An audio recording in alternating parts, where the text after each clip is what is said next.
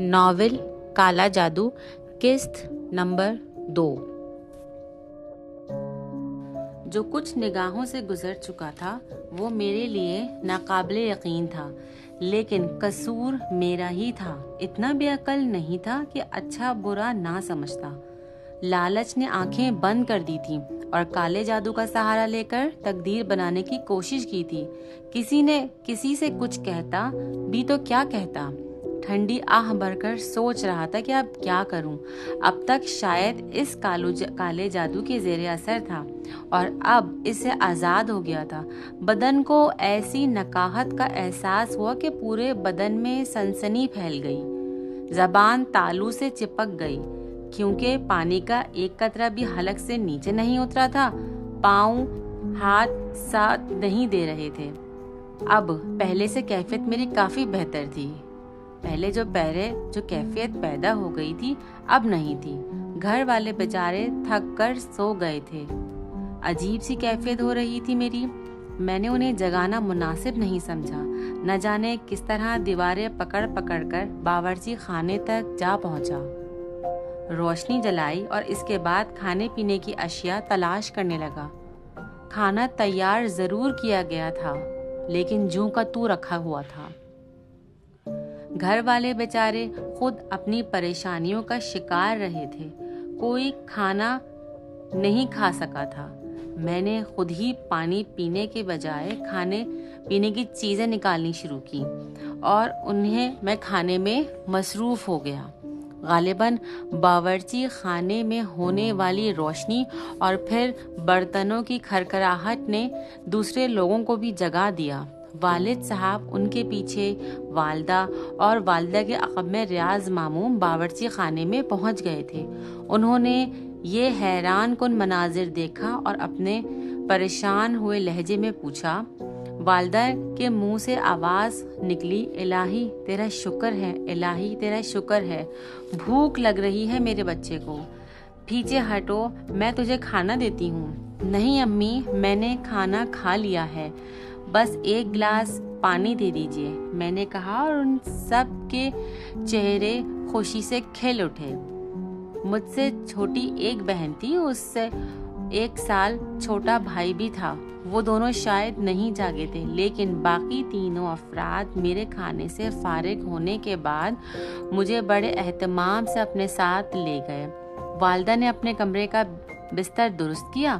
ایک طرف جائنماز بچھی ہوئی تھی، اس کا کونا موڑ دیا گیا تھا اور اس پر تسبیح بھی رکھی تھی۔ غالباً والدہ جاگ رہی تھیں اور میرے لیے دعائیں کر رہی تھیں۔ والد صاحب مجھے متجسس نگاہوں سے دیکھ رہے تھے۔ پھر انہوں نے کہا، بیٹے اب کیسی طبیعت ہے؟ اب تو تم بول سکتے ہو نا، ہاتھ پاؤں بھی ٹھیک ہیں؟ جی ابو، مگر میرے بیٹے کچھ بتاؤ تو صحیح، ہوا کیا تھا؟ یہ بات تو میں پہلے ہی طے کر چکا تھا کہ ان لوگوں کو اپنی اس گندی حرکت کے بارے میں کچھ نہیں بتاؤں گا۔ میں نے خاموشی ہی اختیار کی تو ریاض ماموں بولے، رہنے دیجیے بھائی جان، یہ بالکل صحت مند ہو جائے تو ہم اس سے پوچھ لیں گے۔ دماغ پر زور ڈالنا مناسب نہیں ہے۔ تم یوں کرو مسعود میاں، یہیں سو جاؤ باجی کے بستر پر۔ کسی قسم کی کوئی گرانی تو محسوس نہیں ہو رہی؟ نہیں، اب میں بالکل ٹھیک ٹھاک ہوں۔ یہ تو یاد ہوگا کہ تم پیر پاگن کے مزار پر کیوں گئے تھے؟ والد صاحب نے پوچھا۔ شدید تجسس انہیں بے چین کر رہا تھا، مگر ماموں ریاض نے پھر مداخلت کرتے ہوئے کہا، بھائی جان خدا کے لیے ابھی یہ تمام باتیں رہنے دیں۔ آپ کو اندازہ ہے کہ کتنی مشکل سے صورتحال درست ہوئی ہے۔ والد صاحب خاموش ہو گئے۔ ماموں جان ہمارے ساتھ ہی ہمارے گھر میں رہتے تھے۔ نانا نانی مر چکے تھے، ان کی بھی بس ایک ہی بہن تھی جو کہ وہ میری والدہ تھی۔ مجھ سے چند سال ہی بڑے تھے، بڑے باہمت اور مخلص آدمی تھے، لیکن میں نے انہیں بھی اپنی کارستانیوں کی ہوا نہیں لگنے دی۔ مجھے افسوس تھا کہ میری غلط حرکت کی وجہ سے ان لوگوں کو پریشانی اٹھانی پڑی۔ दूसरे दिन वालिद साहब भी दफ्तर नहीं गए। मामू रियाज ने भी छुट्टी कर ली थी। बहन और भाई भी घर में ही थे और सब खुश नजर आ रहे थे। मेरी जिस्मानी कैफियत बिल्कुल एतदाल पर थी, बस दिल की धड़कनें तेज थीं और ये खौफ बार बार दिल को दहला रहा था कि कहीं वो मनहूस जादूगर कोई ऐसा अमल ना करे जिसकी वजह से इन लोगों को दोबारा परेशानियों का सामना करना पड़े। बड़ा ही पछतावा था दिल को कि अपनी एक गलत हरकत की वजह से पूरे घर के लिए मुसीबत मोल ले बैठा। दिल पर सुकून गुजर गया था, दिन पर पुरसुकून गुजर गया, पर रात खौफनाक थी। दिल तो ये चाहता था कि अपने कमरे में ना सोऊं, लेकिन लोगों से कुछ कह भी नहीं सकता था। पूरा दिन चूंकि बेहतर गुजरा था, इसलिए अब वो लोग भी मुतमईन हो गए थे। बस कयास आराइयाँ जारी थीं। अलबत्ता जब आंखें बंद हुईं तो ख्वाबों ने मुझे घेर लिया। ऐसे ऐसे भयानक ख्वाब नजर आ रहे थे कि बार बार आंखें खुल जाती थीं। मैं कभी खुद को एक वीरान खंडर में देखता जिसकी दीवारें टूटी फूटी होती। मैं फर्श पर लेटा होता और छत से ईंटें निकलकर नीचे गिर रही होती। मैं इस खौफनाक मंजर से दहशत ज़दा होकर अपनी जगह से उठा और एक सुतून का सहारा लेने के लिए उसे पकड़ा, लेकिन अचानक सुतून ने भी अपनी जगह छोड़ दी। फिर बहुत ही इंसानी आवाज़ें मुझे सुनाई देने लगीं तो मैं जाग गया। आवाज़ें दर हकीकत बाहर से आ रही थी। मैं हैरान सा होकर अपने कमरे से निकल आया। मैंने देखा कि घर के तमाम अफराद सहन में खड़े हुए हैं। तेज़ रोशनी हो रही है और सामने बाथरूम के करीब एक बड़े थाल में कोई चीज़ रखी हुई है जो सबकी निगाहों का मरकज़ है। मैं आगे बढ़ा तो वो सब मेरी तरफ देखने लगे। वालदा साहिबा दिल पकड़े हुए खड़ी हुई थीं। मामू रियाज भी सहमे नजर आ रहे थे। इस थाल में मैंने 2 काले बकरों के कटे हुए सर और एक बड़ी सी कलेजी रखी हुई देखी। उनके चारों तरफ खून के धब्बे बिखरे हुए थे। वालिद साहब ने परेशान लहजे में कहा, खुदा जाने क्या है ये सब, कुछ समझ में नहीं आ रहा। ये कहाँ से आया? आखिर ये हो क्या रहा है? मेरी समझ में तो कुछ नहीं आ रहा। अब बताओ क्या करें इन चीज़ों का? खुदा के लिए ये तो सिफली अमल का मालूम होता है। कोई हमारे लिए कुछ करा रहा है, मगर कौन भला हमारा दुश्मन कौन हो सकता है? दुनिया में किसी से झगड़ा नहीं है हमारा। इलाही खैर, ये हमारे घर को क्या हो रहा है? वालदा साहिबा रुंधी हुई आवाज में बोली। बहन भाई भी सहमे हुए अंदाज में खड़े हुए थे। वालिद साहब ने मामू रियाज से कहा, मियाँ रियाज, हिम्मत करना होगी। मैं उठाता हूँ इन चीज़ों को, खामोशी से बाहर फेंक दे। पड़ोसियों को खबर हो गई तो न जाने क्या क्या कयास आराइयाँ करेंगे। मामू रियाज बहुत बाहिम्मत थे। फौरन ही आगे बढ़कर वो थाल उठा लिया। वालदा घबरा गईं। वालिद साहब ने दरवाज़ा खोला और रात की तारीकी में दोनों बाहर निकल गए। मेरी ज़बान पर ताला लगा हुआ था। बहुत कुछ कहना चाहता था, लेकिन न जाने क्यों मेरी ज़बान खामोश हो गई थी। जागती रातें तो अब मेरा मुकद्दर बन गई थी। इस पुरसकून घर में मुसीबत का बीज तो मैंने ही बोया था। एक खबीस सिफली अमल के माहिर को मैंने अपना घर दिखा दिया था। उसने जो कुछ कहा था उसका पहला नमूना पेश कर दिया था। घर वाले उन्हें याद कर रहे थे जिन्हें कभी उनके हाथों तकलीफ पहुंची थी, मगर ऐसा कोई याद नहीं आ रहा था। सब मुसीबत का शिकार थे और मेरा दिल रो रहा था क्योंकि उनकी मुसीबत का बाइस मैं था। मैंने गंदगी को पूरे होश और हवास के आलम में मज़ार पर पहुंचाने की कोशिश की थी। अब मैं किसी को क्या बताता? वो बेचारे खुद भी कोई फैसला नहीं कर पाए। ज्यों ज्यों वक्त गुजर रहा था मेरी कैफियत ख़राब होती जा रही थी। بہن بھائی سہمے ہوئے تھے۔ ماموں ریاض اور والد صاحب سخت پریشان تھے۔ دوسری رات بھی بھیانک تھی۔ رات بھر ہماری چھت پر دھما چوکڑی مچی رہی۔ بلیوں کی رونے کی آوازیں سنائی دیتی رہیں۔ یہ آوازیں در و دیوار سے بلند ہوتی محسوس ہوتی تھیں۔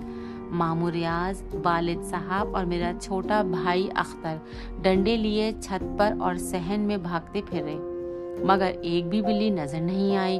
صبح کو ایک اور دہشت ناک ہو گیا۔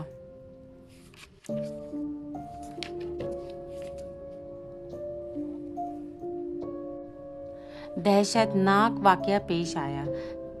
چھوٹی بہن شمسا غسل خانے میں غسل کرنے گئی تو اس کی چیخوں سے سب کے کلیجے دہل گئے اور تو کوئی اس کے پاس نہ جا سکا۔ والدہ غسل خانے میں داخل ہو گئی۔ شمسا بے ہوش ہو کر غسل خانے میں گر پڑی تھی۔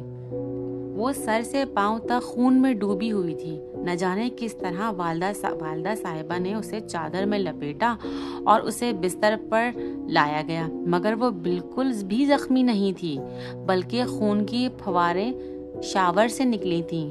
دوسرے نلکوں کو چیک کیا گیا، سب کی ٹوٹیوں سے خون بہہ رہا تھا۔ بقول شمسا کے کہ ہمارے گھر میں تازہ تازہ سرخ خون کے دریا بہہ گئے تھے۔ ماموں ریاض اور اوور ہیڈ ٹینک کی طرف بھاگے، مگر ٹینک میں شفاف پانی کے سوا کچھ نہیں تھا۔ بعد میں نلکوں کی ٹوٹیاں بھی صاف پانی اگلنے لگیں، مگر وہ خون اپنی جگہ ایک مستحکم حیثیت رکھتا تھا، چونکہ جہاں وہ گرا تھا اپنی خاصیت کے مطابق جمتا جا رہا تھا۔ والدہ صاحبہ حواس باختہ ہو گئیں۔ شمسا کو مشکل سے ہوش آیا تھا اور اس نے یہی بتایا کہ جو ہی اس نے شاور کھولا اس سے خون کی دھاریں ابل پڑیں۔ غرض اس گھر میں پریشانیوں کے سوا کچھ نہ رہا۔ میں سکتے کے عالم میں تھا۔ مجھے خاص طور پر سے یہ پریشانیاں محسوس ہو رہی تھیں اور مجھے پہلے بھی تلقین کر دی گئی تھی، کیونکہ وہ لوگ مجھے بیمار سمجھ رہے تھے، مگر میں ہی جانتا تھا کہ یہ بیماری ان سب کے لیے میں خود خرید کر لایا ہوں۔ والدہ صاحبہ نے کہا، یہ گھر چھوڑ دو، خدا کے لیے یہ گھر فوراً چھوڑ دو، یہاں کچھ ہو گیا ہے، ہم سب کسی خوفناک مصیبت میں مبتلا ہو گئے ہیں۔ میرا دل کہتا ہے ہم کسی بڑی مصیبت کا شکار ہونے والے ہیں، مگر ہم کہاں جائیں گے؟ والد صاحب نے حیرت سے کہا، جنگل میں جا کر رہ لیں گے۔ کون دشمن ہمارے پیچھے لگ گیا ہے؟ والدہ صاحبہ رونے لگیں۔ والد صاحب اور ماموں میاں کے درمیان بڑی یگانیت تھی۔ سالے بہنوئی ایک جان دو قلب تھے، جو کچھ بھی کرتے تھے آپس میں مشورے سے کرتے تھے۔ والد صاحب بولے، کبھی خواب میں بھی ان فضولیات کے بارے میں نہیں سوچا تھا، مگر آخر کیا کہوں ان واقعات کے بارے میں؟ تمہاری کیا رائے ہے ریاض میاں؟ میں خود حیران ہوں بھائی جان، لیکن ایک بات دعوے سے کہہ سکتا ہوں، یہ سب کچھ شروع اسی دن سے ہوا ہے۔ ان کا اشارہ میری طرف تھا۔ کیا بتا سکتے ہو مسعود میاں؟ تم خود بھی ذہن دوڑاؤ، اگر کوئی اشارہ مل جائے تو۔ تم اس دن پیر پاگن کے مزار پر کیوں گئے تھے؟ وہاں بے ہوش کیسے ہو گئے تھے؟ میرے ذہن میں سب کچھ تازہ ہو گیا، مگر ساتھ ہی یوں محسوس ہوا کہ جیسے کسی کا ہاتھ گلے پر آ پڑا ہو۔ میرے چہرے کا رنگ بدلنے لگا، آنکھیں حلقوں سے ابھر آئیں اور میں اپنا گلا پکڑ کر تڑپنے لگا۔ وہ نادیدہ قوت میری گردن دبا رہی تھی۔ ایک بار پھر ہنگامہ ہو گیا، میری حالت غیر ہو گئی تھی، لینے کے دینے پڑ گئے۔ وہ اپنے اس سوال سے تائب ہو گئے اور رات گئے میری حالت بحال ہو گئی تھی۔ پریشانیوں کے دن، پریشانیوں کی راتیں، سارا کاروبار بند ہو گیا تھا، کوئی ڈیوٹی پر نہیں جاتا تھا، میں بھی گوشہ نشین ہو گیا تھا، اور اس دوران میں نے کچھ تجربات بھی کیے تھے۔ مثلاً اپنے اوپر بیتنے والے تمام واقعات کاغذ پر لکھنے کی کوشش کی۔ قلم میں سیاہی غائب ہو گئی، कई नए बॉल पॉइंट्स आजमाए मगर कोई न चल सका। दूसरी बार उंगलियां अकड़ गईं, तीसरी बार आंखों से रोशनी गायब हो गई। खौफजदा होकर मैंने लिखना तर्क कर दिया। यूं भी 3 दिन गुजरने के बाद एकदम पुरइसरार खामोशी छा गई थी। कोई ऐसी बात हुई थी जो हैरानी का बाइस होती, लेकिन घर वालों के हवास गायब थे।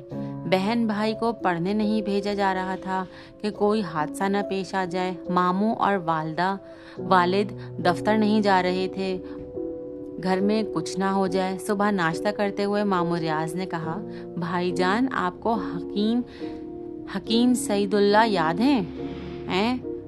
वाले साहब चौंक पड़े, फिर किसी कदर पुरजोश लहजे में बोले, भाई खूब याद दिलाया तुमने। वाकई इस वक्त वो हमारे बेहतरीन मददगार साबित हो सकते हैं। हकीम सईदुल्लाह मुझे भी याद थे। वो एक दीनदार बुजुर्ग जिनसे हमारे कदीम शनासाई थी। पहले हिकमत करते थे, तजुर्बे के साथ साथ अब वो रूहानियत भी जारी कर चुके थे। बेटे जवान होकर उम्दा मुलाजमतों में लग गए तो मतलब ख़त्म कर दिया, मगर अभी फी सबीलिल्लाह ख़ास ज़रूरतमंदों का इलाज वो मुफ्त में करते थे। काफ़ी उम्र थी, भवों के बाल भी सफ़ेद हो गए, मगर कमर सीधी थी, बिनाई दुरुस्त थी, दांत 32 मौजूद थे। चेहरे पर सेहत की सुर्खी थी, उनका चेहरा काबिले रश्क था। शाम को 6 बजे हम हकीम साहब के यहाँ रवाना हो गए।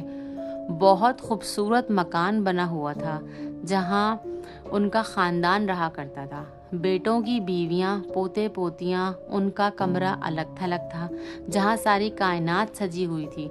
वालिद साहब का नाम सुनकर वो खुद ही बाहर निकल कर आ गए।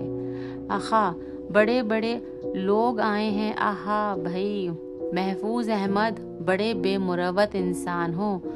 बाखुदा कई बार याद किया तुम्हें। मैंने नईमुल्ला से कहा था कि किसी भी वक्त वो खबर लें तुम्हारी, कहाँ गायब हो, आओ अंदर आओ। उन्होंने कहा और वापसी के लिए मुड़ गए, मगर वो आगे बढ़कर रुके। चौंक कर बारी बारी हम सब की शक्लें देखते रहे, फिर बोले, कोई और है तुम्हारे साथ? जी नहीं। क्यों? वाले साहब ने कहा। नहीं। वो किस कदर उलझे हुए लहजे में बोले, आओ फिर आओ। अपने कमरे में ले गए। फरीद मियाँ, उन्होंने किसी को आवाज दी। एक बच्चा अंदरूनी दरवाजे से दाखिल हो गया। मियाँ बाहर देखना, कोई आया है क्या? जी बेहतर नाना मियाँ, बच्चे ने जवाब दिया और बाहर निकल गया। कुछ देर बाद आकर उसने बताया कि नहीं है। हकीम साहब ने गर्दन झटक कर कहा, ठीक है जाओ और चाय के लिए कह दो। बच्चे ने जाने के बाद मुस्कुराकर बोला, ये आमद बाप बेटे और साले की खाली अज़त नहीं हो सकती, कोई काम है मुझसे। जी सादुल्ला साहब। मियाँ बेधड़क बताओ क्या बात है? बड़ी मुश्किल में फंस गए हैं हम लोग सादुल्ला साहब। अल्लाह रहम करे, क्या बात है? वालिद साहब ने पूरी तफसील से उनको सब कुछ बता दिया। साहब पूरी तवज्जो से हमारी बातें सुन रहे थे। आखिर तमाम तफसील जानने के बाद वालिद साहब ने कहा, उनकी वालदा कह रही थी कि घर छोड़ दिया जाए। अगर मैं घर किराए पर, सादुल्ला ने होठों पर उंगली रखकर उन्हें खामोश कर दिया। वो कुछ पढ़ रहे थे, फिर उन्होंने चारों तरफ फूंके मारी और फिर ठंडी सांस लेकर बोले, नहीं मियाँ, ये बेकार बात है। उठो साहबजादे, इधर आओ। मैं खामोशी से उनके पास पहुंच गया। उन्होंने मेरे दोनों हाथ पकड़कर हथेलियों की तरफ से सीधे किए और फिर उन्हें नाक के करीब सूंघने लगे। फिर उन्होंने नाक सिकोड़कर झटके से मेरे हाथ पीछे हटा दिए और बोले, जाओ बेटा, मैं खुशी से अपनी जगह جا بیٹھا۔ حکیم صاحب نے یہی عمل ماموں ریاض اور والد صاحب کے ساتھ بھی دہرایا۔ اس وقت انہوں نے کسی ناگواری کا مظاہرہ نہیں کیا تھا۔ پھر وہ بولے، نہیں میاں، گھر وغیرہ چھوڑنے سے کچھ نہیں ہوگا، البتہ انہیں چھوڑ جاؤ۔ آج رات یہ ہمارے مہمان رہیں گے، صبح کو انہیں لے جانا، کوئی حرج تو نہیں؟ نہیں حکیم صاحب، کوئی بھی حرج نہیں، بھلا کیا ہوگا ہمیں؟ والد صاحب نے کہا۔ اسی وقت ایک نوکر چائے لے آیا تھا۔ حکیم صاحب ہنس کر بولے، چلو میاں، کھاؤ پیو، پھر مذاکرات ہوں گے۔ پریشان ہونے کی ضرورت نہیں، اپنے گھر میں رہو، آرام سے رہو، گھر چھوڑ کر کہاں جاؤ گے؟ چائے کے بعد ماموں میاں اور والد صاحب اٹھ کھڑے ہوئے۔ حکیم صاحب نے انہیں وہیں سے خدا حافظ کہا اور پھر مجھ سے بولے، جوتے اتار کر آرام سے بیٹھ جاؤ مسعود میاں، رات کو بات کریں گے، کچھ پڑھو گے؟ ویسے تمہیں یہاں تمہارے مطلب کی کوئی کتاب نہیں ملے گی، مجبوری ہے، آرام سے بیٹھو، کوئی تکلف مت کرو۔ جی، میں نے ان سے آہستہ سے کہا۔ ایک خاص بات میں نے محسوس کی تھی کہ وہ حکیم صاحب اس کے بعد اس کمرے سے گئے نہیں۔